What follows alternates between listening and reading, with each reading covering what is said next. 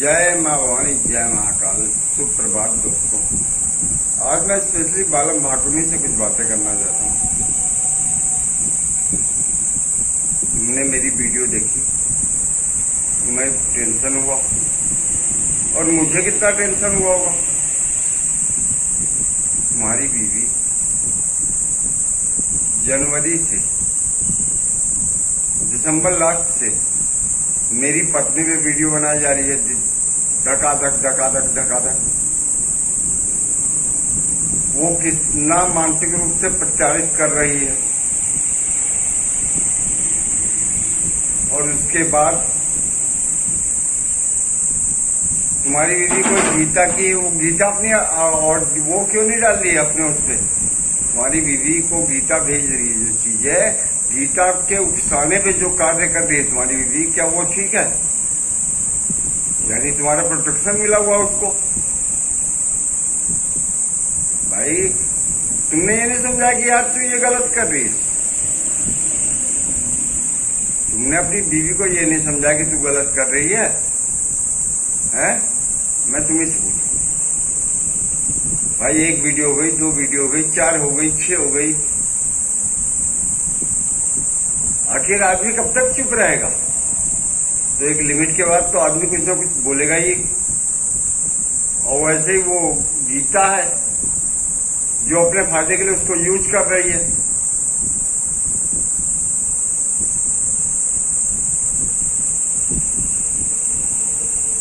और एक बात और बताऊं, इस ग्रुप की एक महिला सदस्य, तुम्हें से कह रहा हूं, देख लेना उसकी ब्लॉग भी, मेरे गांव का नाम ले रही थी।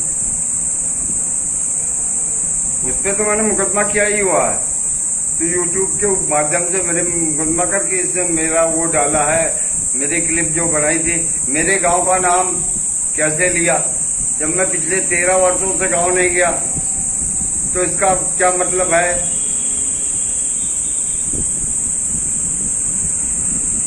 भाई एक आदमी तो कहेगा कि मैं गांव गया हूं और अपनी पत्नी से ये कह देना मैं एक शादी करूं चाहे 1 करोड़, तो जिसके पक्ष से आना है अपनी पत्नी से कहना पार्टी बन जा। मैं पहले भी यही समझा रहा था, आज भी यही समझा रहा हूं, फिर बता रहा हूं, मेरी एक पत्नी है भागीरथी। मैं कोर्ट में प्रूफ कर दूं, ठीक ठीक। इसलिए अपनी पत्नी को समझाओ, अपनी पत्नी के ब्लॉग में देखो वो क्या कह रही है, क्यों कह रही है। अपनी पत्नी के फोन पे देखो वो किससे बात करती है। भाई किस से बात करती है, वो किस के टच में है, आप भी देख सकते हो ना अपनी पत्नी के फोन पे। और इतना ज्यादा परेशान हो गया था तुम्हारी पत्नी और तुम्हारे पत्नी के ग्रुप के लोगों से कि मुझे मजबूरी में आज 1 महीना 1 दिन हुआ मुझे चैनल खोले, मुझे मजबूरी में खोलना पड़ा। नहीं तो यूट्यूब में मनोरंजन का माध्यम मानता था, इससे ज्यादा कुछ नहीं, ठीक। और अपनी बीवी को समझाओ ना। हम मेरी पत्नी ने देखा 2 वीडियो बनाई, क्योंकि उसका जवाब दिया कि ये बिजली के पीछे पड़ी। और अपनी पत्नी के ब्लॉग में जाओ, देखो उसने कितनी वीडियो बनाई हम पे यार।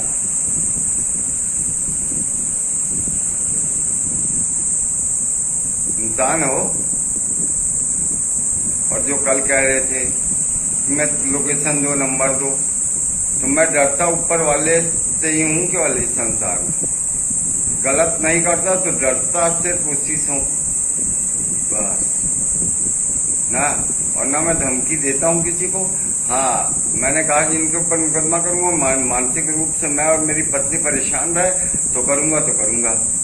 8 के ऊपर कर चुका हूं, 3 नाम और बढ़वाने हैं, वो करने ही करने हैं। या तो कहो भाई हम आपके ऊपर कोई हमारा लेना देना नहीं है, ना कमेंट बॉक्स में ना कुछ। तुम्हारी बीवी खुद कमेंट बॉक्स में चले आई, मैंने एक गाली वाली वीडियो डाली थी, कोई हमें गाली दे रहा था। ठीक, मैंने उसको दोहराया कि वो कह रहा तुम्हारी बीवी ने कहा ये तुम्हारी बीवी कौन होती है, गाली हमें दे रहा है, मेरी पत्नी को दे रहा है। मैं दोहरा रहा हूं उनसे, तो उसको क्या आपत्ति है तेरी बीवी को यार, है? अपनी बीवी को नहीं समझा रहा तू, ठीक है? तो विवाद ज्यादा न बढ़े, क्योंकि मैं जो कमेंट करता हूं उसकी भी स्क्रीनशॉट लेता हूं, जो मुझे कमेंट करता है उसकी भी स्क्रीनशॉट लेता हूं, क्योंकि बहुत से लोग डिलीट कर देते हैं ना, तो वो साक्ष्य होते हैं, क्योंकि ये भी साक्ष्य होंगे, क्योंकि हमने सोच समझ के ही लिखा होगा। या हम जो चीज बोलते हैं, कभी कभी तो गुस्से में बोल जाता आदमी, लेकिन इस समय नॉर्मल मूड में है, तो इसमें जो बोलेंगे तो सोच समझ के बोलेंगे, और वो तो आवाज में बोलेंगे, ठीक है? तो इसलिए मैं चाहता हूं कि आप अपनी पत्नी पे पहले विचार विमर्श करें उससे, और उससे पूछें कि तुम ऐसा किसी को कैसे कर सकती हो, उसके बाद क्वेश्चन करें, उसके बाद मेरे कमेंट बॉक्स में कमेंट कीजिएगा, ठीक है? और हाँ, एक बात और आपकी पत्नी कहती, मैं उत्तराखंड की इज्जत और महिलाओं की इज्जत नहीं करता हूँ। उत्तराखंड में से मेरी माँ भी है और मेरी बहनें भी, ठीक? मेरी माँ जिसने मुझे पैदा किया है, लेकिन गीता जैसी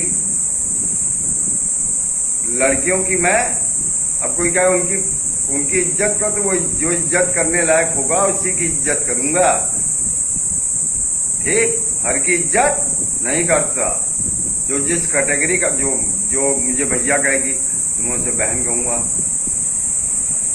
जो मुझे बेटा कहेगी उसे मैं सम्मान दूंगा, जो रेतू की भाषा कहेगा उसको उसी भाषा में जवाब मिलेगा। भाई इसमें सम्मान जो जैसा करेगा, कि महिलाओं का सम्मान तुम्हारी बीवी ने कल डाला या कल किसी दिन डाला है वीडियो, मैं तो सुना है, मैंने देखा भी नहीं। मैं तुम्हारी बीवी की वीडियो देखता ही नहीं, देखता हूँ कितनी वीडियो बनाई इसने, ब्लॉग तो कभी देखता ही नहीं तुम्हारी बीवी का, क्या मतलब है उसके व्यूज बढ़ेंगे?